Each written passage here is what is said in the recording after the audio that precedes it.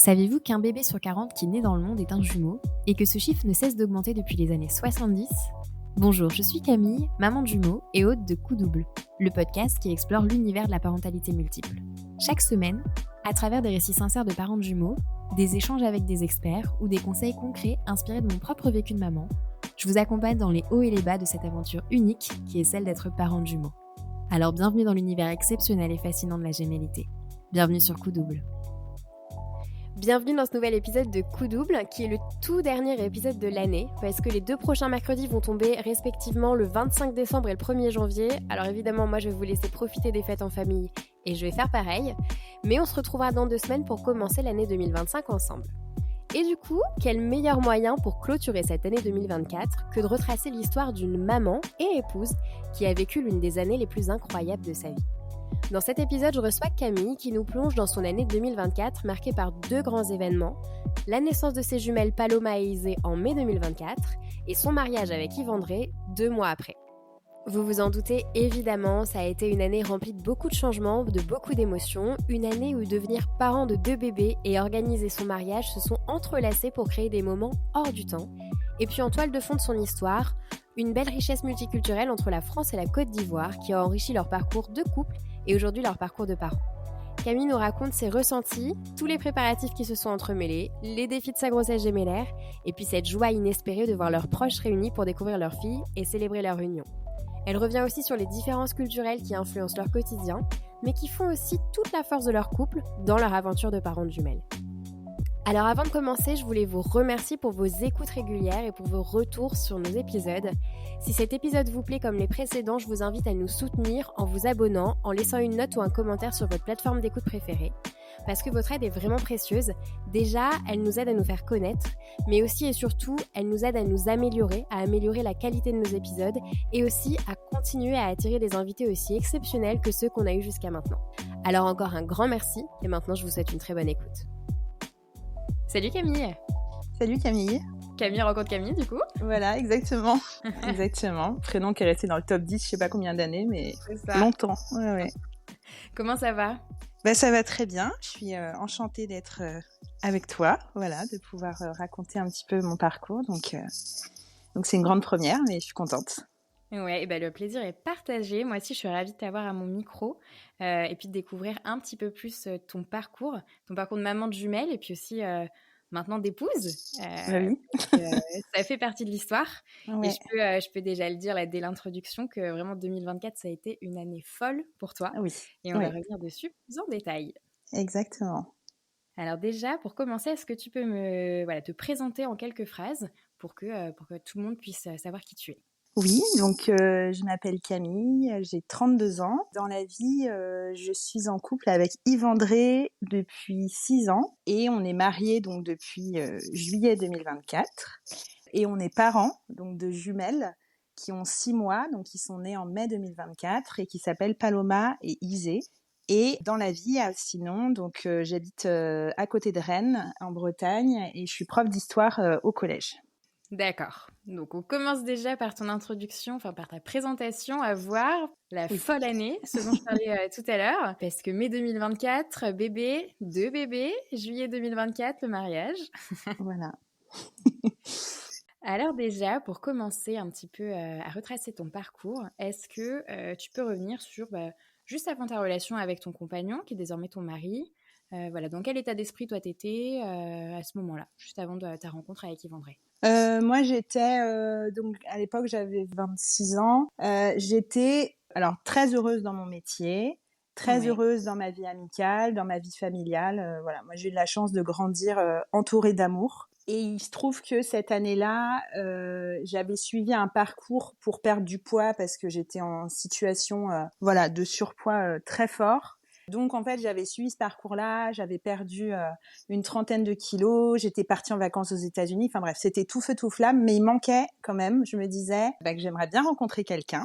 Ouais, il manquait quelque chose dans l'équation selon toi. Voilà. Et puis, c'était un peu compliqué parce que 25-26, c'est l'âge où, selon les groupes d'amis, mais tu commences à avoir des gens qui se mettent en couple, voire qui commencent à avoir des enfants ou qui en parlent. Et toi, t'es là, est-ce que moi, ça va m'arriver ? Donc j'étais un peu en attente, tout en étant voilà très heureuse à côté et en me disant est-ce que je vais rencontrer vraiment quelqu'un de bien parce que j'avais eu une histoire complètement foireuse avant, pleine de mensonges, etc. Mais il y a toujours cet inconnu de se dire bon.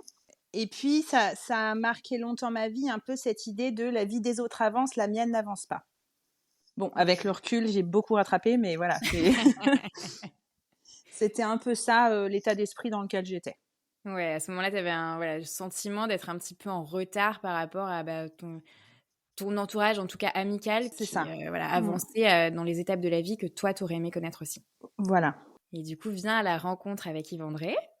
Voilà. Et donc, en fait, coup du destin ou du hasard. Moi, à l'époque, j'habitais en centre-ville de Rennes. Et puis, tous les jours, j'allais à la gare pour aller à mon collège qui était à 30 minutes de train. Et en fait, je croise, donc vraiment au centre de la ville, il y a la station de métro principale, un jeune homme qui me demande un petit peu son chemin, voilà, qui me dit qu'il veut rejoindre telle rue, etc. Bon, moi, je pense que clairement, j'étais en recherche, je le vois, je me dis, ok, il est mignon, Ouais. il a l'air sympa, on discute un petit peu et on voit qu'on accroche bien. Et en fait, très vite, on s'échange. Au début, on s'échange nos noms sur les réseaux sociaux et puis voilà. Et ensuite, on discute, on continue à discuter. Enfin, ça prend un petit peu de temps parce que entre le moment où on s'échange et le moment où on commence à parler, il s'est bien écoulé 3 semaines. Ouais. Et Qui a fait le après, on premier pas entre s'échange. les deux pour justement Ouais, inviter l'autre sur c'est justement ça. les réseaux sociaux, Ouais, commencer la discussion. Qui voilà. a fait le premier pas? C'est moi, C'est toi? clairement, ouais, parce que bon, on discute. Lui, je le sens très gentil. Je vois qu'il écrit sans faire de faute d'orthographe, ce qui est assez important pour moi. Donc je me dis bon, c'est Ouais. bien. On discute un petit peu. Il me dit quand même clairement que voilà, donc lui, il est arrivé en France 1 an et demi auparavant pour faire Ouais. son master de finance. Ça marche parce que du coup, Euh, il vient d'où? voilà, voilà. Lui, il vient de la Côte d'Ivoire. OK. Donc il a fait ses études là-bas, je dis ok, très bien. Et on discute, après on s'échange les numéros, donc on s'appelle un petit peu. Et en fait, c'est moi qui vais lui dire, bon, allez, est-ce que tu veux qu'on aille boire un verre? Parce que le début de rencontre un peu en virtuel, Ouais. c'est pas le plus agréable non plus, quoi. C'est plus sympa de Ouais, se au bout voir d'un en vrai. moment, il faut passer la seconde pour voir, voilà. Exactement. Et puis il dit oui, oui, je veux bien. Mais il était drôle parce que on prévoit donc de se voir à 16h. Je lui dis bah on va boire un verre. Et là il me dit, je pense qu'il avait plein de clichés sur les Français. Il me dit à 16h, mais par contre moi je te dis en fait je bois pas beaucoup d'alcool donc je pense pas que je prendrais de l'alcool. Alors je lui dis bon écoute à 16h, 16 heures, je moi pense non pas, moi non plus. plus. Voilà. Ce sera plutôt un café. Exactement, café c'est très bien. Et donc on s'est vu. Je me souviens, c'était le 21 septembre 2018. Alors, j'ai une mémoire des dates. En même temps, je suis prof d'histoire, mais en Ouais. français, j'ai une mémoire Ça des dates qui est s'explique tout à cela. fait. Voilà. Et on est allé boire un verre. Ça a duré 2 heures et demie, et je suis ressortie de là. Et en fait, il y a une part de moi, je me dis, OK, tu vas faire ta vie avec lui. Voilà. Ah ouais? Comment dire? C'était comme une assurance, mais sereine. Je savais que, voilà, il était sympa, il m'a beaucoup, beaucoup parlé, il m'a montré plein de photos. Déjà, j'étais rassurée parce que comme l'histoire d'avant, il y avait eu beaucoup de mensonges. Là, Ouais. voilà, le gars, il m'a déballé un peu toute sa vie comme ça. J'ai vu des photos, je me suis dit, bon, il y a quand même peu de chances que ce soit un mytho. Je sais pas, j'avais cette espèce d'assurance. Et après, on s'est revus 2, 3 fois, et puis après, c'était parti, quoi. Hein. Du coup, donc là, donc si ça fait 6 ans, on était en 2018. C'est ça, Ouais. exactement. Ouais. Ensuite, comment se passe du coup le début de votre histoire? Et ben, au début, bah, comme tout le monde, on se voit, de plus en plus, on va au ciné, on va au resto, on va se balader. Moi, j'en parle très vite à mes sœurs et à mes parents. Donc, on fait la rencontre officielle début décembre. On va dîner quelque part avec mes parents. Donc, lui, il est hyper stressé, mais trop mignon. Et puis, il a un petit côté gendre idéal. Il amène des fleurs à ma mère, des chocolats à mon père. Enfin, tu vois le truc. Ah ouais, il fait Ouais, les choses ouais. bien. Ah ouais, non, mais ouais, ouais. Franchement, c'était bien. Et moi, très vite, j'ai sa maman au téléphone. Parce que du coup, ses parents sont en Côte d'Ivoire. Ouais. Et Donc, lui en avait aussi parlé de son côté à ses voilà, proches? il en avait parlé. Alors, au début, ils ont complètement rejeté le truc en disant, écoute, t'es en France pour faire tes études, j'étais pas en France pour trouver quelqu'un. Mais parce qu'en fait, le projet de base, c'est qu'il fasse ses études en France et qu'il revienne en Côte d'Ivoire. Exactement, c'était ça. Ouais. Après, avec 6 possibilités de rester en France parce qu'un bon poste proposait quelque chose, pourquoi pas. Mais dans l'idée, c'était, il y a cette idée un peu présente en Côte d'Ivoire de si tu vas faire tes études en Europe, c'est un plus en fait après pour ta carrière. D'accord. Donc Ok. voilà, et c'était, ça a été un sacrifice financier pour ses parents de l'envoyer en Bien sûr. France.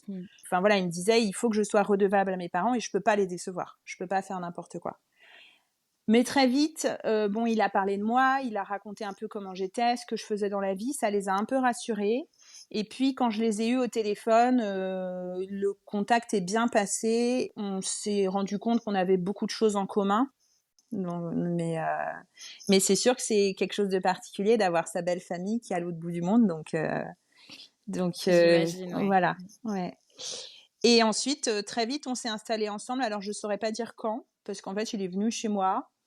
Et ça devait être courant 2019, mais j'ai pas de moment précis. Ouais, ça Ça s'est s'est fait fait. naturellement au Ouais, fil de l'eau puis de exactement. la relation. Voilà, exactement. Et puis après, après on a été confinés tous les deux. Donc ça, c'est une sacrée sacrée étape, mais c'était bien. Et c'est là où on a commencé à parler mariage. Donc du coup, en 2020, début des projets Voilà. mariage. Enfin, en tout cas, des discussions sur le Oui, mariage. alors, enfin, moi, clairement, moi, je l'ai rencontré le 21 septembre. Le 22, je me disais, OK, quand est-ce que je me marie avec lui? Mais, mais lui, Mais tu voulais pas mettre la voilà, pression, donc c'est tu lui as ça. laissé un petit peu de Ouais. temps. Non, on a commencé à en parler. Et alors, il me disait, ça va venir, t'inquiète pas. Et puis, en fait, je savais que ça allait arriver, mais je savais pas quand. Et il y a un moment, c'était un peu long quand même. Je me disais: «Bon, qu'est-ce que t'attends?» Ouais. Alors il me disait: «Je veux faire ça bien». Et puis les années passent, 2021, rien, bon. 2022, rien. Et en début d'année 2022, on discute et il me dit: «Tu sais, on va partir en Côte d'Ivoire pour que tu rencontres mes parents». Donc ça, c'était Ouais. prévu de faire un voyage, en octobre.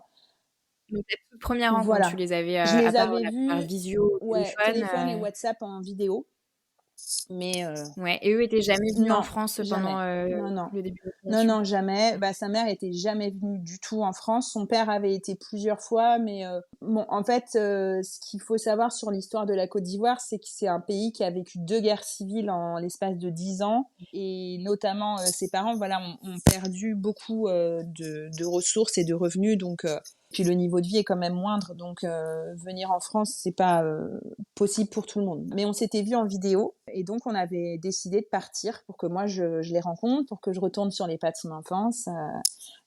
Donc le voyage était prévu pour les vacances d'octobre.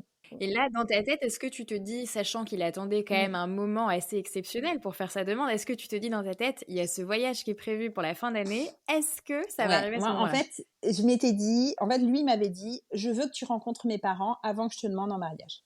Donc de toute façon, moi je m'étais dit, ok, il va faire ça là-bas, ou au pire il va faire ça en revenant, mais n'attends rien avant le mois d'octobre, ça sert à rien. Et en fait, il m'a bien eu parce qu'il l'a fait avant. Il l'a fait. Vraiment, moi j'ai de la chance parce que mon mec, il est quand même, c'est un peu un cliché du romantisme, mais moi ça me va très bien. En fait, en août 2022, donc j'ai eu 30 ans, et je me souviens que il me dit, bon bah le week-end de ton anniversaire, donc à la fin du mois, ne prévois rien, je t'emmène en week-end pour ton anniversaire. Je dis ok, très bien. Et donc je sors à 4h30, il vient me chercher, il m'emmène au Havre. Bon, c'est pas la ville la plus jolie de France, mais enfin, pourquoi pas. On dort OK. là-bas, on se balade le lendemain, et là, il me dit, bon, bah, je vais t'emmener quelque part. Et là, il m'emmène à Étretat, carrément plus joli. Ouais. Ouais, Là, pour le coup, ouais, trop génial, bien. c'est beau. Et là, on va se balader sur la falaise, voilà. Et il me dit, bon, bah, j'ai réservé une chambre, et il me montre un hôtel, enfin, magnifique, avec, c'était pas une chambre, en fait, c'était une suite, carrément, avec vue sur la falaise, enfin, hyper joli. Waouh! Voilà, il y avait un bouquet de fleurs dans ma chambre pour mon anniversaire. Enfin, moi, j'étais comme une folle, comme une princesse, quoi, vraiment. Et puis, je le sentais quand même un peu, bon, pressé par quelque chose. Le soir, on va dîner au restaurant. Il descend avec son sac à dos. Alors vraiment, je comprends pas, mais pourquoi pas. Et là, il me Mmh. dit: «Est-ce que tu veux ton cadeau d'anniversaire?» Je dis: Oui». Il me dit: «Alors, c'est quelque chose de blanc, faudrait que tu devines». Donc on parle et en fait, au début, je pense à un chien parce que je lui avais fait part que j'aimerais bien un jour avoir un chien, tout en me disant: «Mais Ouais. s'il y a un chien dans le sac à dos, enfin la pauvre bête quoi, elle va être en train de» Ouais, il aurait jamais ramené, cette petite dans le exactement. sac. Donc on discute, donc il me dit: «Non, c'est pas un chien, mais c'est un animal, mais tu connais». Enfin, on parle et en fait, il me Ah, il te dit: ouais, «C'est un mais animal»? il dit: «Mais c'est pas un animal Ouais. vivant». Alors je le regarde, je dis: «Mais qu'est-ce que tu me fais là?» Enfin, je dis: Et en fait, il m'amène un peu sur la piste d'un ours en peluche qu'on a à la maison, qu'on avait gagné à la fête foraine une année, enfin bref. Et donc je parle de cet ours, il me dit: «Oui, oui», et là il me sort l'ours. Enfin, dans ma tête, je me dis: «Mais pourquoi il m'offre enfin déjà pourquoi il m'offre, un truc qu'on a à la maison et ensuite pourquoi il me parle d'un ours en Ouais. peluche?» Enfin, j'ai quand même 30 ans, je veux dire, il y a un moment, voilà. Et en fait, je regarde et à l'ours en peluche, il avait accroché un collier et au bout du collier, il y avait une bague et là, il était trop mignon et donc là, il m'a demandé si je voulais me marier avec lui, etc. Il était tout, enfin c'était incroyable. C'était vraiment un moment complètement fou. Et alors pour la petite anecdote qui n'en est pas une, mais enfin je trouve qui a une symbolique hyper belle. Ma grand-mère était très malade en cette fin de mois d'août, donc je savais qu'elle allait bientôt mourir. En fait, elle est décédée ce Ouais. jour-là, et en Ah, fait, elle a passé son voyage de noces à Étretat avec mon grand-père. Donc trop d'accord. beau, Ah ouais. enfin voilà, la symbolique, elle était là quoi. Donc ouais, Ouais, ouais. bien sûr.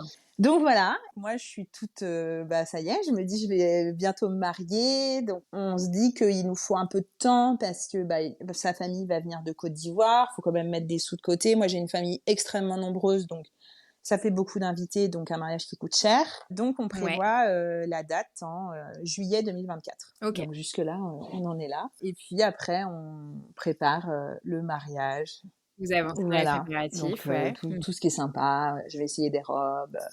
On cherche un lieu, on trouve un truc magnifique. On fait les faire-part. On va trouver le traiteur. Ouais, du coup, vous avancez quand même très Ouais, vite dans les ouais. préparatifs, Moi, je suis de nature très organisée. On voulait bloquer, voilà, les éléments assez tôt, les gros éléments, parce que bah, quand tu as un mariage où tu as presque 200 invités, bah, il y a quand même pas mal de lieux qui sont pris un peu d'assaut, donc on s'y était pris. Puis ça permet de se projeter en même temps et de discuter, mais pas de faire que ça non plus. Mais on était bien et en même temps, on préparait donc la venue de sa famille avec plein de visas demandés. Enfin, c'est tout un truc. Voilà, donc on organisait ça et c'était super. Moi, je me rappelle que donc ça, c'était en fin 2022. Et en fait, dès le mois de mars 2022, moi, j'avais arrêté la pilule. Au ouais. mois de mars, je me disais, en fait, j'en avais un peu marre, un peu comme beaucoup des effets secondaires, pas forcément hyper Mmh. agréable, un peu l'impression d'être un robot parfois et d'être dénué de toute émotion. Bon, j'en avais testé plusieurs. Et en fait, je m'étais dit, bon, bah, si on a un bébé, ma foi, ce serait une bonne nouvelle. On va pas faire exprès d'en faire un, mais on laisse la possibilité qu'il y a un petit bébé qui arrive par surprise. Ouais, ça marche. Donc là, Non, plus de contraception depuis début voilà. d'année Mais moi, 2022. j'avais quand même suivi une formation plus jeune sur le cycle féminin, donc je savais à peu près quels étaient les moments du mois où tu es quand Faites même assez attention à fertile. tes Ouais, voilà. cycles, Donc je savais, je me basais là-dessus, mais tout en me disant, voilà, s'il y a un enfant, enfin c'est une bonne nouvelle, quoi. C'est pas le drame, donc ouais. faisons comme ça. Et lui, Et il lui, il partageait ça partageait ça aussi, aussi. Ouais, ouais. ouais. Ouais, ouais. Bah lui, il a 2 ans de plus que moi. Il disait oui, ce sera une bonne nouvelle, voilà. Et puis alors, en Côte d'Ivoire, en fait, c'est bien vu d'avoir un enfant avant le mariage parce que ça veut dire que le couple est fertile et donc t'auras pas de problème derrière. Ouais. D'accord, OK. Donc bon, ici c'est pas, enfin en tout cas c'est pas, moi j'avais jamais entendu parler de ça, mais là-bas c'est comme ça un petit peu qui réfléchissent, donc c'était intéressant. Et puis quand même, allez, en septembre 2023, je me dis bon, il va peut-être falloir quand même là il faudrait pas trop non plus jouer avec le feu. Parce que tu sais Ouais, que la date du s'il mariage faudrait approche, ouais. avoir un Mmh. bébé qui arrive pile au moment du mariage, bon. Et je me souviens que toute fin septembre, je vois une de mes amies et elle me dit la même chose. Elle me dit bon bah maintenant par contre faites gaffe. Et en fait je le savais pas, mais j'étais déjà enceinte. Ouais. Mais je dis oui oui, je dis oui, on va faire attention. Donc là on est en septembre 2023 et puis voilà, moi j'ai mal au ventre comme si j'allais avoir mes règles. Et mi-octobre, enfin le 10 octobre, je me souviens, je me dis quand même ça fait 4 jours que j'ai du retard. Bon. C'était un mercredi. Alors, cette année-là, je ne travaillais pas les mercredis. Et je l'accompagne à la gare parce qu'il devait aller à l'ambassade de Côte d'Ivoire pour récupérer des papiers pour le dossier du mariage. Et je lui dis, écoute, j'ai du retard, je vais faire un test. Il me dit, ok, mais un peu détaché, genre oui. Là, vous étiez tous les deux, enfin, lui, j'ai cru Ouais. comprendre qu'il était serein par rapport à ça, puisque tu disais détaché. Toi aussi, tu étais sereine voilà, en faisant ce test, ou tu te disais quand même petite pointe de stress, sachant que quelques semaines avant, tu avais pointé le doigt dessus en te disant, va falloir que je fasse En attention. fait, quand j'ai fait le test, j'y croyais pas. Parce que j'en avais déjà fait des tests de grossesse les mois avant, en me disant, bon, et puis c'était toujours revenu négatif, donc là aussi, ça va être pareil, quoi. Et là, je me souviens que c'était amusant parce que le jour même, je reçois par la poste les faire-part du mariage, et donc je vais faire ce test. Et là, très vite, je vois une deuxième barre qui apparaît, et donc dans ma tête, je me dis, mais non. Mais enfin, à la fois, je suis contente, en même temps, je suis paniquée. Et je me dis, c'est pas possible. Enfin, voilà. Donc, je l'appelle. Enfin, il m'appelle, il me raconte tous les déboires. Enfin, bref, il a du mal à récupérer ses papiers. Et là, je lui dis, écoute, j'ai fait le test et il est positif. Il me dit, mais non. Je dis, bah si. Il me dit, d'accord. Et il me demande, est-ce que tu as un moyen de savoir, d'avoir un moyen plus concret d'en être sûr? Je lui dis, bah, faudra que j'aille faire une prise de sang, mais je dis, si tu veux, je peux aller à la pharmacie acheter les tests où vraiment c'est écrit dessus en toutes lettres. Oui, fais ça. Je dis, ok. On raccroche, il me rappelle 5 minutes après, c'est bon? Je lui dis, bah, attends, je suis même pas sortie de la maison. Laisse-moi le temps. Donc, je vais à la pharmacie l'après-midi, j'achète les fameux tests et j'en refais un le soir, direct, c'est marqué enceinte 1, 2. Donc, je le rappelle. Lui, il rentrait à 20h30 de Paris. Et je lui dis, bah, c'est confirmé. Il me dit, bon, d'accord. Mais pour l'instant, on est plus en mode un peu excitation, genre, waouh, enfin, c'est incroyable ce qui nous arrive. Et en même temps, on a du mal à y croire. Ouais, plus excitation du fait, voilà, qu'il y ait un bébé qui soit arrivé, que tu sois enceinte, plus qu'à, penser un peu à l'après et au mariage. Alors moi, je fais quand même mon petit calcul dans ma tête. Je me dis, bon, ça veut dire bébé pour fin juin. Et le premier truc que je me dis, c'est, ah, ça va, c'est pas fin juillet. Parce que nous, on se mariait fin juillet. Et lui, il revient de Paris et il est mignon, il m'avait acheté un livre sur la grossesse, donc il me l'amène ça. Donc, bref, la soirée passe, on va se coucher. Et moi, je me réveille dans la nuit et là, gros coup de stress. En fait, j'avais qu'une peur, c'est que les gens me disent, il faut décaler ton mariage. Et ça, je l'aurais pas supporté parce que moi, ça faisait tellement longtemps que j'attendais ça.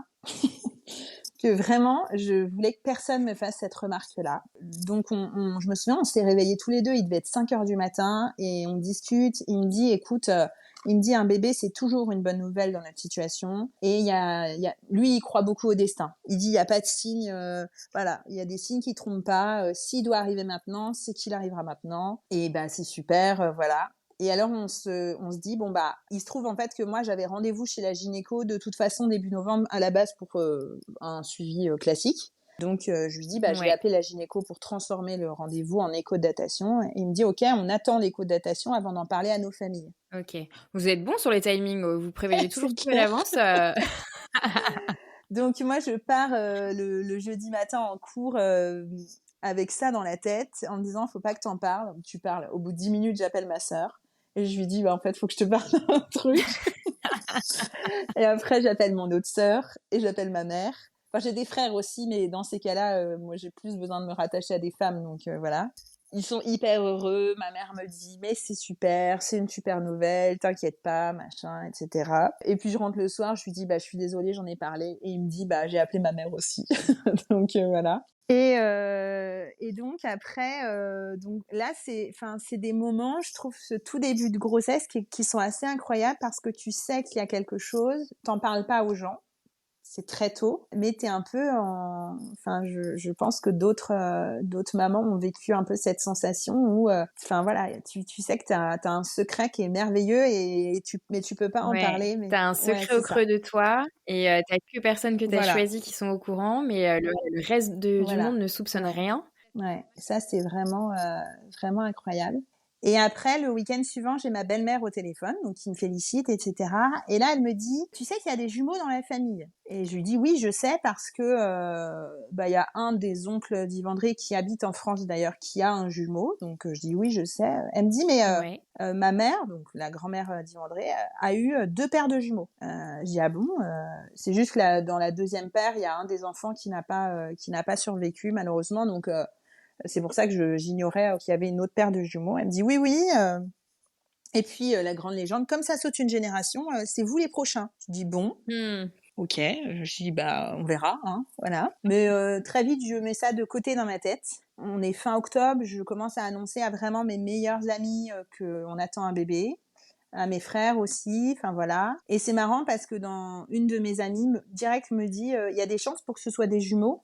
Et alors, elle avait jamais posé cette question. On est une bande de copines aux autres, quoi. Ah ouais. Ouais. Ah, c'est fou. Enfin, entre ta belle-mère, bon, encore ta belle-mère, voilà, évidemment, vu qu'il y avait des jumeaux de son côté, elle a mis le doigt dessus. Mais ouais, que ton amie ait aussi ce pressentiment-là. Ouais. Et en fait, bon, donc je vais faire un test, une prise de sang pour confirmer. Donc c'est confirmé. J'en refais une 3 jours après. Et là, je vois que les taux ont explosé. Vraiment, je passe de 120 à 1600. Je me dis, wow. Mais en même temps, quand c'est ta première grossesse, tu sais pas trop parce que on te dit qu'il faut que ça double tous les jours. Mais enfin bon. Non, mais oui. Et puis, si t'as pas eu la première écho, tu peux pas savoir exactement la date de fécondation ou autre. Donc forcément, tu n'en sais rien, quoi.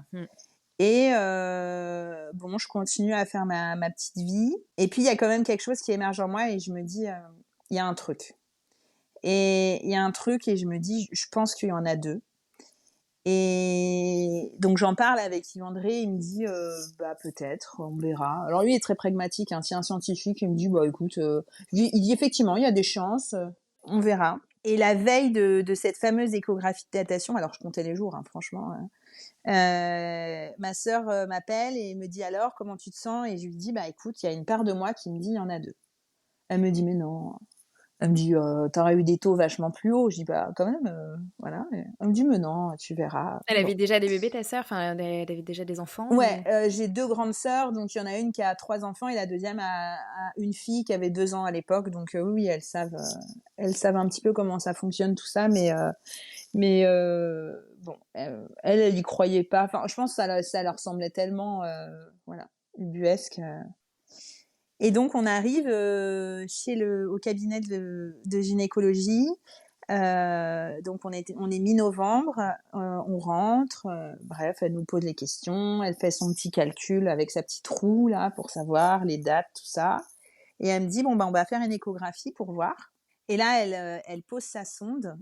Et je me souviens très bien, elle va vers la gauche, je vois un truc blanc. Elle va vers la droite, je vois un deuxième truc blanc. Et direct, je regarde Yvandré qui était à ma gauche, je la regarde et je lui dis, il y en a 2, non? Et là, elle fait, ah, alors oui, effectivement, là, il y a une petite surprise. Et en fait, c'est fou parce que dans ma tête, je me disais, je le savais. Et je crois même que s'il y en avait eu qu'un, je m'aurais été dit, maman, je me suis trompée. Ouais, il y aurait une pointe de déception. Ouais, peut-être, qui aurait été très vite balayée parce qu'un bébé, c'est incroyable. Mais là, je me suis dit, voilà, je le savais. Je le savais qu'il y en avait 2. Alors, là, c'est complètement fou. Et puis là, tu rentres dans un monde quand même. Alors, on te parle de mono-bi, mono-mono. Plein de termes. Déjà, tu rentres parce que c'est une première grossesse, donc tu rentres dans un univers, puis dans l'univers de la gémellité, Voilà. Et donc elle me dit, écoutez, c'est des monos. Ils partagent leur placenta et elle pensait que c'était des mono-mono. Et finalement, c'était des monobi.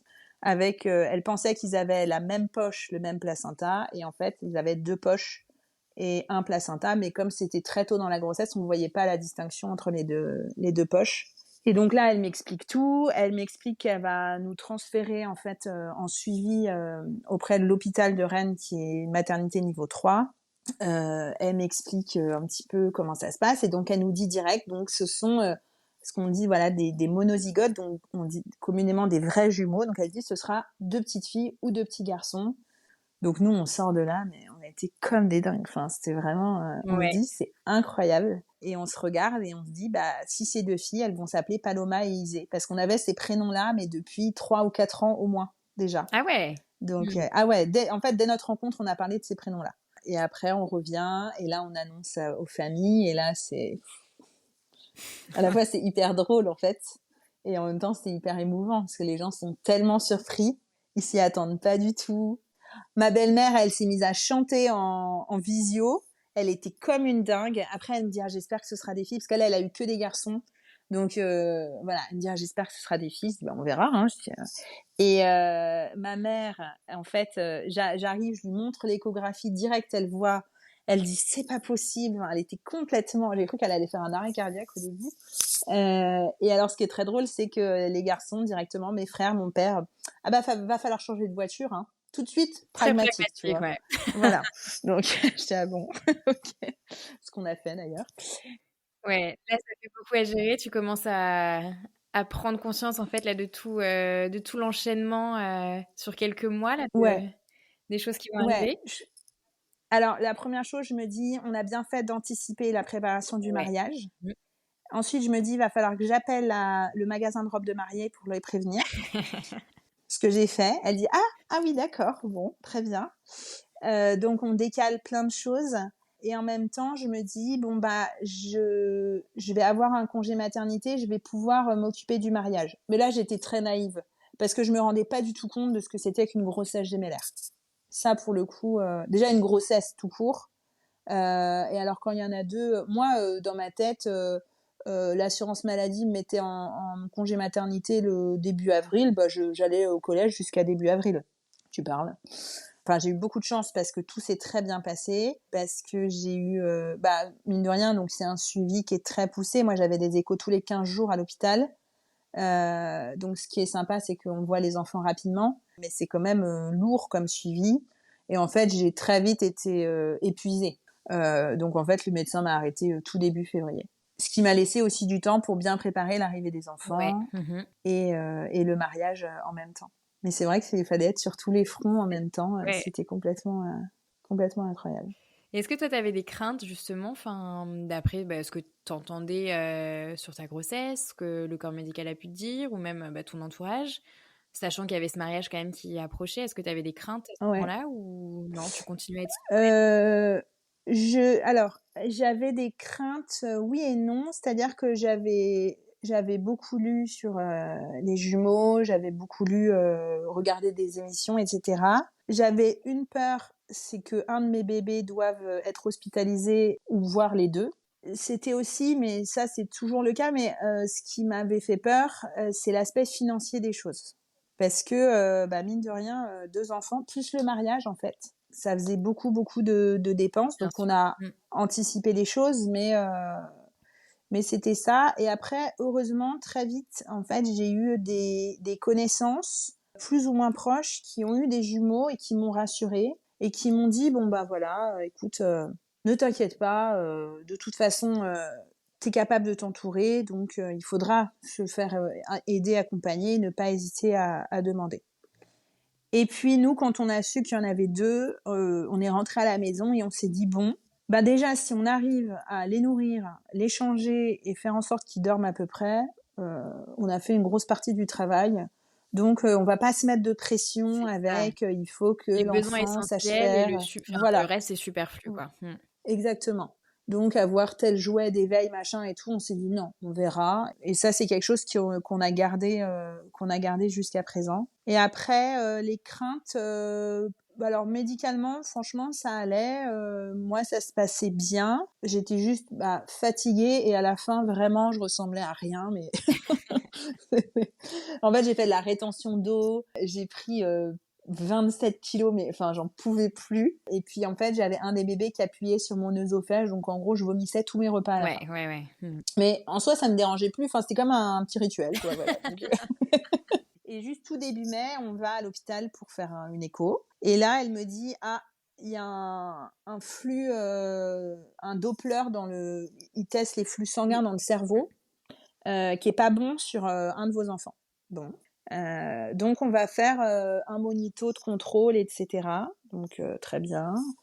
On reste à l'hôpital et en fait, moi, je pensais être ressortie le lendemain et finalement, j'y suis restée 15 jours D'accord. parce qu'à chaque fois, c'était pas catastrophique, mais c'était limite, limite. Pour, une de tes filles, du coup? Ouais, Ouais. ouais et en fait, ils suspectaient alors ils m'ont dit: «C'est très rare, mais ça peut arriver», bah, qu'il y ait un syndrome donc Oui. transfuseur-transfusé, mais qui se crée, en fait, en fin de grossesse. Elle me dit: «D'habitude, ça se fait plutôt au début, au milieu». Elle dit: «Mais ça peut arriver que ce soit la fin» et comme, en fait, il y avait un flux qui était très rapide, sur le cerveau d'une des jumelles, elle suspectait qu'en fait, elle recevait pas assez de sang. D'accord. Voilà. Donc j'ai été hospitalisée 15 jours avec monito toutes les non 3 fois par jour et une écho toutes les 48 OK. heures. Là, tu étais à quel stade de ta grossesse? Quand j'ai été hospitalisée, j'étais à 33 semaines et au tout début, ils m'ont parlé de faire une césarienne, en semi-urgence, on va dire. J'ai même eu la visite de la pédiatre qui m'a expliqué. On a visité la néonate. Enfin bref, ils nous ont tout expliqué, tout montré, ce que ça signifiait. Même si elles étaient déjà estimées à plus de 2 kilos chacune, donc ça les rassurait beaucoup les médecins. C'était un mal pour un bien parce que ça me forçait à me reposer. C'est quand même agréable de pas avoir à faire les repas et tout et que voilà, on t'amène tout.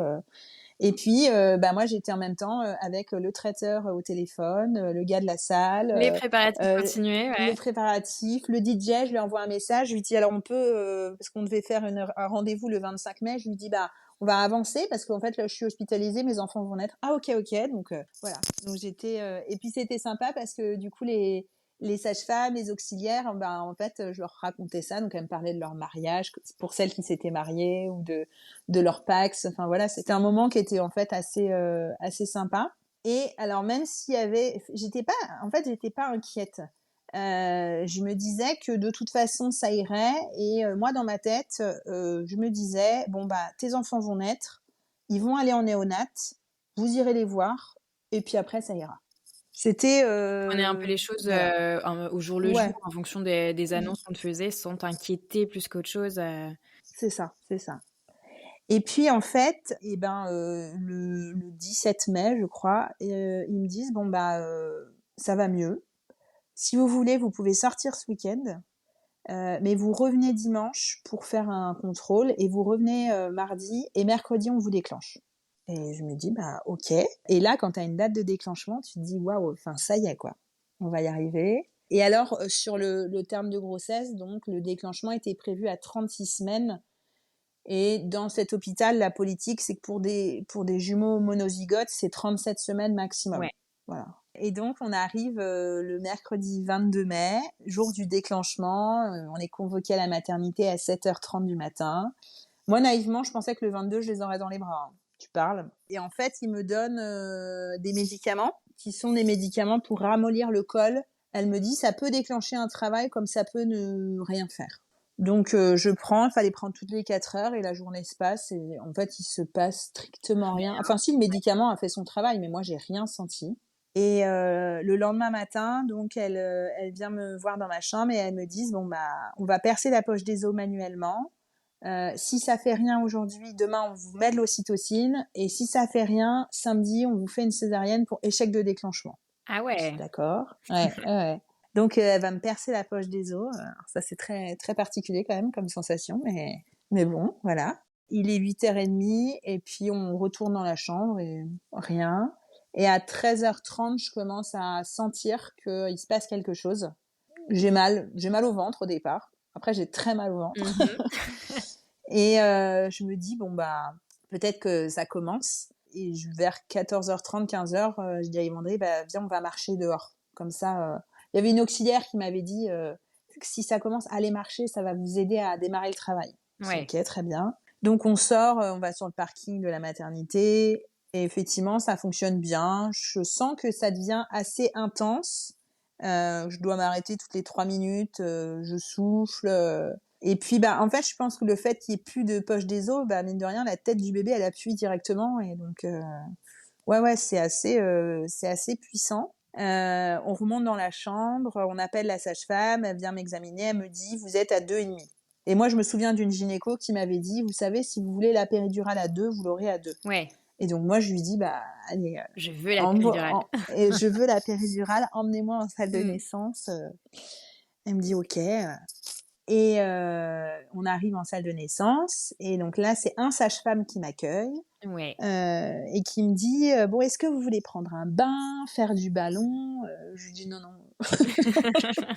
Je dis ça, je voulais même plus que mon mec m'approche, quoi, de toute façon. Donc, je lui dis non, non, je dis je veux juste que vous mettiez la péridurale. Il me dit mais vous savez, sinon ça veut dire que votre accouchement est très médicalisé. Je lui dis mais de toute façon, je dis, toute ma grossesse a été très médicalisée, moi ça me va. Donc allez-y, allez-y. Ok, donc ils appellent l'anesthésiste, ils m'installent. Alors ça c'est quand même un moment, enfin c'est hyper difficile en fait parce que faut pas bouger et en même temps. Et là, je sentais que les choses s'accéléraient parce que même elle me disait, une des sages elle me disait, dis donc, vous avez des contractions vachement longues et puis elles reviennent vite. En fait, j'avais des contractions qui duraient, allez, 1 minute 30 et j'avais 20 secondes de battement entre les deux, quoi. Et donc, il me pose la péridurale et au début, ça fait pas effet. Donc on attend un petit peu et puis il me dit bon bah je vais vous la reposer. Aïe. Donc il me la repose, Mhm. là il me met une dose d'un peu de cheval et là j'ai senti direct le truc. Et là voilà c'est le paradis hein. Franchement. Et donc là il est 19h et puis on attend. On attend. Alors au début elle veut que je me mette un peu sur le côté pour pas que pour que je puisse bouger et pas être ankylosée, mais en fait, Ouais. à chaque fois, ils perdent le cœur d'un des jumeaux, une des jumelles au monito, donc finalement, j'ai pas bougé de position, et puis moi, j'avais qu'une peur, c'est que le cap se débranche, je sais pas pourquoi, et donc je n'osais pas bouger, donc en fait, j'ai passé un nombre d'heures sans bouger d'un poil dans ce lit, mais bon. Et donc là, bon, ils viennent faire les contrôles, les choses avancent. Vers minuit, il y a une auxiliaire qui arrive et qui me dit, bah, si vous voulez, on va écrire les prénoms de vos enfants sur les petits bracelets. Ouais. Ça, c'est vraiment, enfin, c'est incroyable. Là, tu te dis, ça y est, Ouais, il y là, a tu te projettes vraiment, c'est le ouais, moment. ouais, exactement. Et puis, la nuit passe. À 3h, elle me dit, bon, bah, vous êtes à dilatation complète, mais on va encore attendre que le bébé descende. Je dis, bon, bah, dis donc, ok. Et à 6h30, il débarque. Et alors là, bah, pour les jumeaux, c'est le quai de gare, quoi. Il y en a partout. Il y a du monde, vraiment. Donc, il y avait une dizaine de personnes Tu dans as la tout le salle. service dans la chambre. Exactement. Les stagiaires, évidemment, les internes qui viennent regarder, voilà. Yves André qui se réveille, il s'était un peu assoupi sur sa chaise, qui dit waouh, qu'est-ce qui se passe là, ça y est. Donc il vient se mettre à côté de moi, il lève le lit, il redresse le dossier, etc. Bref, il m'explique comment on va faire. Je sais pas, il devait être 6h50, 55, elle me dit allez, on peut y aller. Et à 58, donc très rapidement, il y a Paloma qui sort. Et là, c'est incroyable. Ouais, trop beau. Ouais. Là, je me dis, il y avait vraiment un bébé dans le ventre. Alors, c'est complètement fou. Elle sort. Moi, je m'attendais à une boucherie. On m'avait prévenu, on m'avait dit, peut-être qu'on va vous emmener votre premier bébé parce qu'il ira peut-être pas très bien. Après, on va sortir le deuxième par les bras. Je me dis, oh là là là là, mon Dieu, le truc, voilà. Et en fait, Paloma sort, elle ouvre les yeux, elle regarde et il la pose sur moi, en peau à peau. Et ensuite, le gynéco va percer la poche des os de la deuxième, ce qui la fait descendre, et va la chercher donc par les pieds, la fameuse manœuvre de grande extraction. Mais j'ai trouvé ça en fait très doux. Moi, j'étais fascinée par mon premier bébé déjà, donc voilà. Et même il me fait pousser, il me dit allez, je vous fais pousser pour la beauté du geste. Enfin, c'était beau. Et donc Isée arrive 10 minutes après sa sœur. Et là, pareil, il la pose sur. Pareil, elle pleure pas. Il la pose sur moi. Et là, bon, il s'occupe de moi, mais pendant 2 heures, on les a comme ça, toutes les deux en peau à peau. Ouais. Et ça, c'était un moment. Je m'attendais tellement en fait, à ce qu'il y ait des machines partout, à ce qu'on les emmène, ou que même je fasse une hémorragie, enfin des choses, voilà, qui peuvent arriver malheureusement, que c'était un moment complètement suspendu, quoi. Ouais, c'est un moment hors du temps, ouais, bien sûr. Ouais, c'était hors du temps. Et puis l'équipe Incroyable. médicale autour de toi a eu l'air d'avoir été super. Ouais, franchement. En fait, le fait d'avoir été hospitalisée avant, j'en connaissais beaucoup, avec qui j'avais discuté déjà, donc je me sentais totalement en confiance. Moi, j'ai jamais eu de soucis particuliers avec le monde médical, donc je me suis dit, fais leur confiance, c'est leur travail, et ça va bien se passer. Et puis bon, après, il y avait aussi le côté première grossesse, c'est-à-dire que de toute façon, on se laisse guider parce qu'on sait pas exactement ce qu'il faut faire, comment ça va se passer. Et puis après, on a eu beaucoup de chance que ce soit bien passé. Et je trouve que quand on a des jumeaux, il y a un petit côté VIP quand même. C'est-à-dire que j'ai dit, je veux bien la péridurale. L'anesthésiste, il est là 3 minutes après. Ouais. Voilà, ils sont quand même, malgré, on sent bien, hein, c'est l'hôpital public, on sent bien, de toute façon avec les restrictions qu'ils ont énormément de travail et qu'ils courent un peu partout. Mais nous, on s'est sentis vraiment bien accompagnés, chouchoutés, donc c'était super, quoi. Ouais, ça Et reste puis parmi les grossesses et les naissances prioritaires, donc voilà, c'est ça. Et donc, on avait nos 2 petites poulettes qui faisaient 2,4 kg et 2,7 kg, donc super bébés, donc et qui avaient 0 problème, enfin qui allaient bien, qui ont eu le droit à un génial. petit tour en berceau chauffant, donc le Ouais. kiff, quoi. Voilà. Et pas de soins particuliers après la naissance, pas de Rien. néonat, rien de Non, super. rien, Mmh. rien. On a fait un séjour maternité un petit peu plus long que s'il y avait un bébé, Oui. mais c'était le temps qu'elles reprennent du poids et surtout qu'elles régulent leur température. Mais sinon, c'était vraiment incroyable. Et en fait, j'ai envie de dire, ce jour-là de fin mai, ça a été le démarrage d'une bulle de moments incroyables qui dure encore, bien sûr, mais vraiment fort en émotion, qui a duré jusqu'à début août, quand ma belle famille est repartie en Côte d'Ivoire. Ouais, j'imagine. Mmh. Voilà. Un peu, tu sais, parfois tu t'arrêtes et tu prends un peu du recul sur ce que tu es en train de vivre et tu te dis waouh, enfin, c'est incroyable. Et là, c'est moi, quoi. Là, c'est moi Ouais, là, tu qui viens y est. condenser de tous les plus Ouais, beaux moments de ta vie, en 2 mois, il y a tout, ouais, c'était fou. Et puis, de toute façon, une naissance, enfin, les gens sont tellement, on reçoit, c'est une vague d'amour hein, qu'on se prend. Donc, ouais, complètement. c'était super chouette, vraiment. Donc là, du coup, séjour à la maternité un peu plus long. Après, vous rentrez à Voilà. la maison, j'imagine encore dans votre bulle de jeunes Ouais, parents, à découvrir, vos bébés, voilà, le monde de la parentalité et de la parentalité gémellaire. voilà. Comment est-ce que voilà, vous envisagez un peu le jour du mariage, maintenant que vous savez pour sûr que vos filles seront là, qu'elles seront présentes au mariage? Alors, on se dit que, en fait, on se met tout de suite dans la tête que le jour du mariage, on les verra pas beaucoup. C'est pas grave, mais que de toute façon, on va pas pouvoir nous-mêmes s'en occuper comme Bien ça. sûr. Bon, moi, il y avait un truc qui me tenait à cœur, c'était de pouvoir les habiller, mais sinon, voilà. On fait appel aux parrains, aux marraines, à une de mes sœurs qui est extrêmement douée avec les nourrissons et qui adore ça, donc voilà pour gérer un petit peu. On prévoit des petites fiches où on explique quand même les quantités. Alors, moi, j'avais fait le choix de donner le biberon dès la naissance, donc de donner les quantités de lait, le nombre de biberons, etc. On avait prévu le petit stock.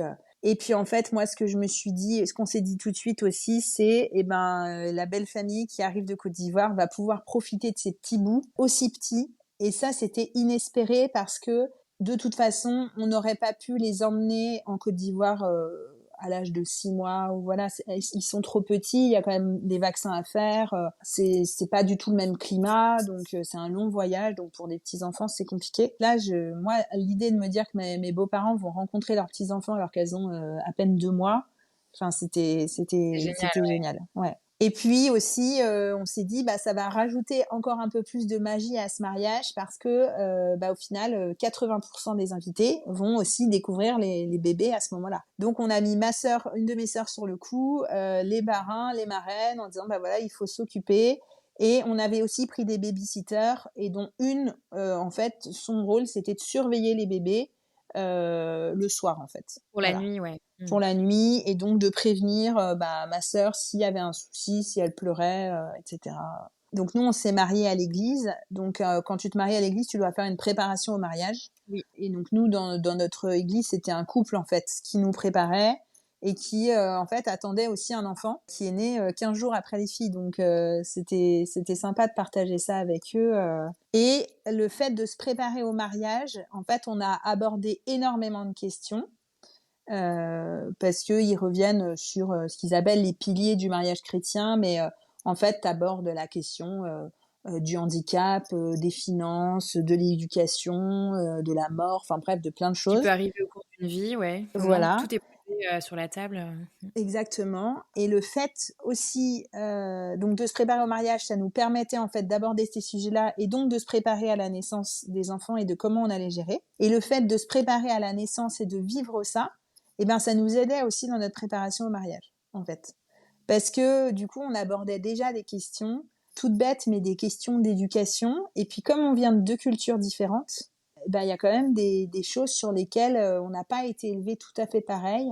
Et donc, il a fallu qu'on se mette d'accord sur des points. Et on profitait en fait de ces moments de préparation au mariage pour discuter de ça. Et c'était chouette. Au niveau de la communication dans le couple, vraiment, cette année, on a parlé mais de plein de trucs qu'on n'aurait pas forcément abordés tout de suite, en tout cas. Ouais. Ouais. Donc on s'était dit voilà qu'on allait organiser ça comme ça pour les filles le jour du mariage. Et puis on tenait quand même. Donc on avait vu avec le photographe, on s'est dit on va quand même faire des photos avec les enfants. Enfin ça fait quand même des souvenirs. Et le jour du mariage, quand on est sorti de l'église, en fait on a pris nos bébés dans les bras et on est sorti le moment où on te lance des pétales dessus. On les avait toutes les deux et en fait c'était une belle image quoi. C'était vraiment, j'ai eu la chance de voir cette photo, bah elle oui. est magnifique, Merci. comme je te l'avais dit. Ouais. Ouais, non, c'était... Tout s'est passé comme vous aviez prévu, organisé Oui, alors pas tout exactement, enfin tout ne se passe jamais de toute façon Bien sûr, il y a comme tu toujours des l'avais petits prévu. imprévus. Ouais. Donc mes beaux-parents sont arrivés début juillet en France. Donc là, ça a été un moment parce que donc Yves André est parti les chercher à Paris et donc moi j'étais restée à la maison avec les filles. En fait, quand les filles sont nées, on s'est organisés tous les deux. Au début, on se partageait la nuit. Lui, il gérait jusqu'à 3 heures du matin et moi, je prenais le relais à partir de 4 heures pour le temps qu'il dorme jusqu'à 9 heures du matin. Et puis là où on avait de la chance, c'est que il avait pu enchaîner congé paternité, des vacances et congé pour le mariage. Donc en fait, en gros, il était dispo jusqu'à mi-août pour être à la maison. Ouais. Voilà. Et donc, en fait, quand ses parents sont arrivés, il a fait un nombre d'allers-retours à Paris en quelques semaines assez hallucinant, parce qu'il n'y avait pas que les parents, il y avait aussi les oncles, les tantes, etc. Et en fait, donc moi, je me retrouvais un peu toute seule avec ces tout petits bébés. Heureusement, il y avait ma famille. Et après, il y a les beaux-parents qui sont arrivés. Donc, son père dormait chez nous. Donc, il est arrivé et en fait, il était un peu déboussolé. Donc, il a oublié sa valise à l'aéroport, donc il a fallu la récupérer. Enfin bref, il s'est passé plein de trucs. Plein de petites péripéties, ouais. Exactement. Mais quand il est arrivé, bah voilà, cette image de le voir avec les bébés, enfin c'était incroyable. On a fait un temps où du coup mes parents ont rencontré ses parents, on est allé manger ensemble, donc pareil, la rencontre, c'était super super chouette. Et on a eu la veille du mariage, donc le vendredi, on était déjà sur le lieu à décorer, préparer.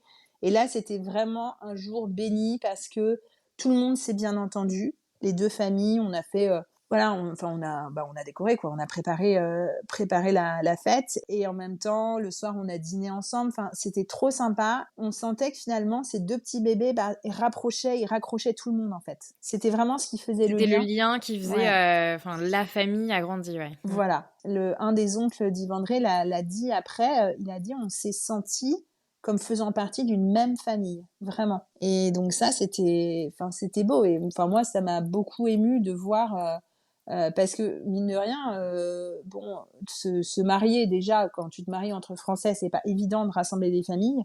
Mais alors quand c'est deux familles qui viennent de deux pays différents, avec deux cultures différentes, bien sûr. Ouais, c'est que t'as quand même un peu le challenge de te dire, et si jamais ça passe pas, ça peut être compliqué. Et là, c'est passé et C'était très naturel. Ouais, franchement, c'était super. Et donc, ce jour du mariage, complètement incroyable. Alors, effectivement, j'ai pu habiller mes enfants. Après, je les ai pas trop vus. Mais, tu m'étonnes. Ouais. Petite pause dans votre Voilà. course de parents. C'est ça. Petite journée, un petit peu hors du quotidien. Hors du quotidien. C'était très beau. Et après le mariage, on a profité de la belle famille. On est allé se balader, on est allé visiter différents lieux. Et donc avec les enfants aussi. Sa mère est venue un peu à la maison pour qu'on profite. Puis début août, on a fait un barbecue chez son oncle, donc qui habite en Bretagne. Et en fait, moi, c'était mon premier moment où je vivais vraiment une journée, un dimanche en famille avec ma belle famille. En plus, il y a sa grand-mère à Yves André qui a pu venir après. Donc en fait, il y avait l'arrière-grand-mère qui était là avec ses arrière-petites-filles. Enfin, c'était celle qui avait eu des jumeaux d'ailleurs, c'était elle. Ouais. Et là, t'es dans une bulle et tu te dis waouh. Voilà, en l'espace de 3 mois, j'ai eu 2 enfants, on s'est mariés. Du coup, on les a baptisés dans la foulée, les filles. Comme ça, on s'est dit, tant qu'ils sont là, on y va. Ah, toi qu'à faire. Voilà. Et puis, en fait, il y a ce côté... Moi, je suis très attachée au sens de la famille, mais de la transmission, etc. Et tu sens que Yves André, bon, quand les filles sont nées, voilà, moi j'ai vu un truc s'allumer dans ses yeux quand même. Il s'est dit, ça y est, quoi, voilà, je suis devenu papa. Et par rapport à ses parents, enfin, il était fier, en fait, de leur montrer leurs petits-enfants en disant, voilà, enfin, c'est la transmission, quoi, qui se fait. Alors du coup, tu en as déjà un petit peu parlé un peu de toutes les différences culturelles, etc. Est-ce que aujourd'hui, dans la manière dont vous éduquez les filles, même si elles sont encore très petites évidemment, est-ce que tu vois ou vous voyez des petites différences culturelles entre vos deux manières de faire ou est-ce que vous arrivez finalement à trouver pas mal de similitudes? Au niveau des grands principes, on est assez raccord quand même, parce que moi Ouais. j'ai eu une éducation, on va dire assez traditionnelle, voilà, fin des années 90. Après, oui, il y a des petites choses sur lesquelles on a dû se mettre d'accord. Je prends un exemple tout bête. Dans sa culture, les petites filles, on leur perce les oreilles juste après la naissance. Moi, c'est pas quelque chose que je voulais. Donc on en a discuté et puis on est tombé d'accord que on attendra qu'elle le demande et on verra. Il y a quelque chose aussi, mais ça après, là on est un peu comment dire contraint par le système, mais en Côte d'Ivoire, le principe d'engager une assistante maternelle, c'est complètement ubuesque. Parce que chez eux, si tu reprends le travail, c'est ta famille qui vient s'occuper de ton enfant. Et ici, c'est pas comme ça, c'est pas toujours possible, ça peut, hein, mais c'est pas toujours possible. Et donc, c'est vrai que au départ, il s'est dit, mais attends, on va engager quelqu'un pour s'occuper de nos bébés qu'on va Mmh. payer en allant travailler. Je lui dis, bah oui, voilà. Et donc ça, il lui a fallu un petit peu plus de temps pour comprendre un peu ça. Après, on s'est mis d'accord aussi parce que lui, il a eu une éducation assez traditionnelle, un peu à l'ancienne. Et puis, c'est vrai que, par exemple, lui, à l'école, il a eu des enseignants qui n'hésitaient pas à frapper les élèves, etc. Ouais. Voilà, une éducation plus violente quand même. Pas tellement par ses parents, plus par le système, l'école, etc.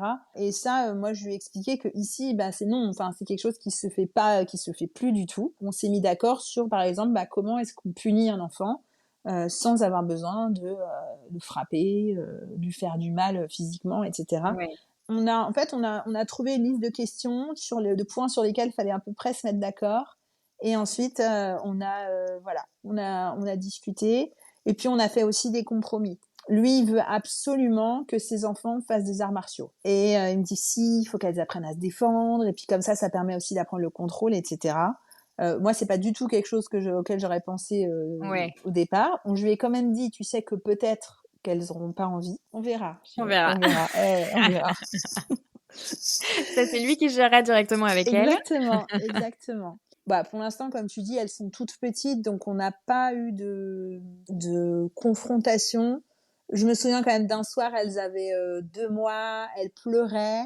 Donc j'y vais une fois, 2 fois, et après il me dit, bon écoute, on va mettre un chrono, on va laisser 1 minute et on va voir si elles ont toujours besoin et tout. Et en fait, c'était la plus longue minute de ma vie, c'était horrible Ouais. d'entendre son bébé pleurer. Mais avec le recul, il a eu raison, parce qu'en fait, finalement, elles se sont calmées. Et après, petit à petit, les choses se sont faites. Et parfois, il faut y aller. Et parfois, t'as pas forcément besoin d'y aller tout de suite. Tu peux attendre un petit peu. Et après, tu peux aussi rassurer juste par la parole. Parfois, t'as pas besoin Bien de les sûr. reprendre. Mais sur le moment, je lui ai dit, t'es cruel. Et puis, en fait, il avait raison. Mais voilà. Ouais, après ça, même sans différence culturelle ou différence Ouais, de pays, c'est des choses ouais. qui, dans un Mm, couple, voilà, mm, chacun a aussi sa manière de penser sur, toutes mm. ces petites choses, de Oui. l'éducation ou du quotidien avec un bébé et en fait, vous avez eu cette intelligence de quand même, avant de devenir parent, vous poser tout un tas de questions. Je Mm, pense du fait, justement, que vous veniez de 2 pays, du coup, ça vous a permis de vous dire: ouais. «Bah, voilà, là, on va lister tout plein de questions, auxquelles on va devoir répondre et se mettre d'accord avant Mm, la naissance des filles». Et chose que voilà, 2 personnes dans un couple qui viennent du même pays ne font pas forcément. En fait, on a vite, mais même avant de devenir parent, mais on a vite compris qu'effectivement, le fait d'avoir 2 cultures différentes, c'est 2 façons de penser différentes, Ouais. et qu'il faut énormément communiquer. Et que c'est ça la clé, en fait. C'est parler et se demander pardon quand il y a besoin. Et par exemple, on s'est dit un truc quand les filles sont nées, on s'est dit tout ce qu'on se dit la nuit, on l'oublie le jour. Parce que on est crevé et que du coup la nuit, parfois tu sors des choses de façon un peu agressive. Mais on s'est dit ça Ouais, c'est la une fatigue prend le parenthèse, juste dessus, ouais. voilà. Mmh. fatigue. Et aussi, moi, je me suis dit, surtout, il faut pas que tu deviennes genre celle qui enseigne au papa comment devenir un papa. C'est pas ton rôle. Et donc, je me souviens que la première fois qu'il a changé une couche, dans ma tête, je me disais, mais c'est pas possible. Je me suis dit, il va y passer la nuit. Enfin, vraiment, je me dis, oh là là, il a 2 mains gauches. Et en plus, il y a la deuxième, elle est changée derrière. Exactement. Il va passer. Il pleurait, il était là, oui, oui. Et en fait, elle pleurait sur la table à langer, et lui, il s'amusait. Il disait alors. Et moi, dans ma tête, je me disais, mais change-la, elle a froid. Et en fait, j'ai rien dit. Et j'ai bien fait parce que moi, je suis pas la garante de comment il faut changer un bébé, en fait. Donc, ouais, c'est sa manière à lui de faire les choses. Ouais, c'est ça. Ça, c'est quelque chose qui nous tient beaucoup, beaucoup à cœur. C'est donc de leur parler très souvent de la Côte d'Ivoire, des origines, de leurs origines paternelles, parce que elles vont vivre en France et il faut pas que ce soit oublié. Donc leur dernier prénom, et qu'elles par aient exemple, quand même un pied aussi en Côte d'Ivoire et qu'elles sachent que une partie de leur histoire aussi familiale est en Côte d'Ivoire. Exactement. Puis c'est une richesse, une force qu'elles ont d'avoir justement cette double culture. Ouais. Avec là maintenant du recul, comment est-ce que tu vois justement cette année 2024, toutes ces choses qui se sont passées là avec quelques mois de recul? Maintenant que tu prends peut-être un peu plus conscience et que tu reviens dans le quotidien. Je me dis que c'est complètement fou ce qui nous est arrivé. Je dirais pas que c'est passé vite. Je dirais que le fait d'avoir eu les enfants, ça nous a évité d'avoir cette espèce de déprime un peu post-mariage que beaucoup ont, où c'est fini, c'est passé, qu'est-ce qu'on fait maintenant, on s'ennuie. Non, nous, ça a continué. En plus, là, du coup, on va déménager. Donc, voilà, on change de ville. On continue un peu dans les projets. Mais en fait, je me dis finalement que le fait d'avoir eu ces enfants, ça a comme été une année de parenthèse magique. Où finalement, j'ai eu la chance de pouvoir me recentrer sur ce qui compte le plus, c'est-à-dire la famille. Donc le mariage, nos enfants qui sont arrivés, et c'était une année complètement incroyable. Et là, je reprends le travail début janvier et je sais que je serai contente parce que j'adore ce que je fais, mais j'appréhende vachement de me dire va falloir retourner dans la société qui va vite et quitter cette petite bulle là. Et on sait aussi, et oui, c'est ça aussi que je voulais dire, c'est on a de la chance d'avoir des petits bébés qui vont bien sûr, qui sont très faciles à vivre. Et ça, c'est pour les futurs parents de jumeaux qui écouteront peut-être. Mais ça peut aussi bien se passer. Ça n'enlève pas la fatigue. C'est fatigant. C'est fatigant physiquement. C'est fatigant parce que ça prend du temps et tout prend 2 fois plus de temps. Mais il y a aussi un côté merveilleux. Et quand on a de la chance comme nous d'avoir des enfants qui n'ont pas eu de reflux, qui boivent bien leur biberon, qui dorment bien la nuit et qui sont souriantes, franchement... Ouais. C'est bien de le rappeler, t'as tout à fait raison. Ouais. Ça peut aussi très bien se passer. Ouais, voilà. Bon, j'imagine que quand t'as eu un enfant comme toi, puis des jumeaux, tu vois la différence de passer de 1 bébé à s'occuper à 2 bébés. Moi, j'ai pas de comparaison. Donc, effectivement, physiquement, je suis crevée, mais en même temps, je me dis, voilà, c'est un temps, et puis c'est comme ça. Ouais, et à côté de ça... Comme tu le dis, c'est le cas aussi avec l'arrivée de un bébé. Voilà. C'est dans tous les cas, quand tu deviens parent, que ce soit de un ou de plusieurs enfants, tu sais que la vie sera pas pareille, en tout cas dans les premiers temps, c'est sûr. Et je crois qu'on a fait le tour, en tout cas, de cette folle année. Oui, ouais. Merci à toi pour ta transparence, tout ce que tu m'as partagé aujourd'hui. C'est vraiment une très belle histoire. J'ai eu beaucoup d'émotions en t'écoutant, notamment quand tu parles de ta belle famille, tout ce que tu as pu ressentir. C'est vraiment super beau. On voit le lien entre vous tous. Merci en tout cas de la proposition. Merci pour ton podcast aussi, qui est chouette et qui arrive à point nommé. Parce que quand on attend des jumeaux ou qu'on en a, on a pas mal de questions et on aime bien écouter des témoignages d'autres parents qui vivent la même chose. Donc c'est vraiment chouette. Merci beaucoup, merci pour ton temps et puis bonne chance pour les nouveaux projets de l'année 2025. Oui, merci Camille. Merci beaucoup. Alors voilà, cet épisode touche à sa fin, j'espère qu'il vous aura plu. Pour ne pas manquer le prochain épisode de Coup Double, n'oubliez pas de vous abonner au podcast. Si vous avez apprécié ce moment, n'hésitez pas à laisser une note sur votre plateforme d'écoute préférée. Ça nous aide énormément à faire connaître Coup Double et à le faire grandir. Vous pouvez également nous rejoindre sur Instagram pour découvrir toutes nos ressources dédiées aux parents et futurs parents de jumeaux. De mon côté, je vous dis à dans 2 semaines après les fêtes pour un nouvel épisode. Et surtout, n'oubliez pas, chaque double naissance est une aventure unique, mais vous ne la vivrez pas seule.